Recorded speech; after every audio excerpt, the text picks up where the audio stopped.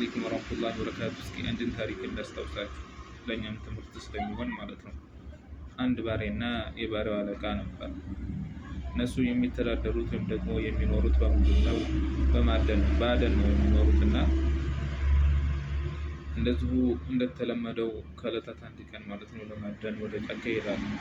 አደን ላይ ባሉበት ሰዓት አለቃው አነጣጥሮ ለመምታት ወይም ደግሞ ለማደን በሚሞክርበት ሰዓት እጁን ይቆርጣል፣ በራሱ መሳሪያ ማለት ነው። ከዛ ባሪያው ምን ይለዋል? ይሄ ነገር አንተ ላይ የደረሰው እጅህ እኮ የተቆረጠብህ አላህ ሱብሓነሁ ወተዓላ ቢወድህ ነው። አላህ ሱብሓነሁ ወተዓላ ለኸይሩ ነው ይህን ነገር አንተ ላይ ያደረገብህ ይለዋል።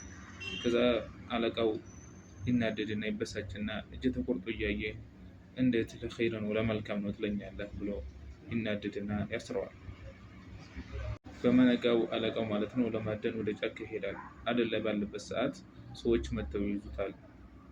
ማለቴ በዛ ዘመን ማለት ነው ወደ አማልክታቸው ማለት ነው ቁርባን ያቀርቡ ነበር። አምላካችን ይወደናል እያሉ በየዓመቱ አንዳንድ ሰው ያርዱ ነበር እና እሱን ያርዱት ማለት ነው። ከዛ አምላካቸው ዘንድ ይዘውት ከሄዱ በኋላ አንጋለው ሊያርዱት ማለት ነው ቢላውን አንገቱ ላይ ካደረጉ በኋላ ዞር ሲሉ እጁ ተቆርጧል።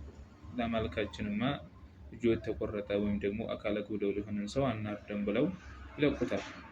ሰውየውም ተደስቶ ይመለስና ወደ አገልጋዩም ደግሞ ወደ ባሪያው ይሄዳል። ባሪያውን ይቅር በለኝ አጥፍቻለሁኝ፣ አንተን ማሰር አይገባኝም ነበር። እጄ እኮ የተቆረጠው ለኸይር ነው። እጄ ባይቆረጥ ኖሮ ዛሬ እታረድ ነበር፣ ሟች ነበርኩኝ ብሎ ሙሉ ታሪኩን ይዘረዝርለታል። ባሪያውን ምን ይለዋል? እኔም እኮ የታሰርኩት ለኸይር ነው። አንተ እኔን ያሰርከኝ ለኸይር ነው፣ ለመልካም ነው። እኔ አንተ ጋር ኑሬ በቆይ ሙሉ ሰውነት ስላለኝ ምንም የጎደለ ነገር እኔ ጋር ስለሌለ እኔን ነበር የሚያርዱኝ። ስለዚህ አንተ እኔን በማሰርህ ማለት ነው አላህ ሱብሓነሁ ወተዓላ ለእኔ መልካም ነው አለ፣ ለኸይሩ ነው የታሰርኩት አለው። ስለዚህ ከዚህ ታሪክ የምንረዳው ምንድነው? የተለያዩ ችግሮች፣ የተለያዩ ነገራቶች እኛ ላይ ሊደርሱ ይችላሉ።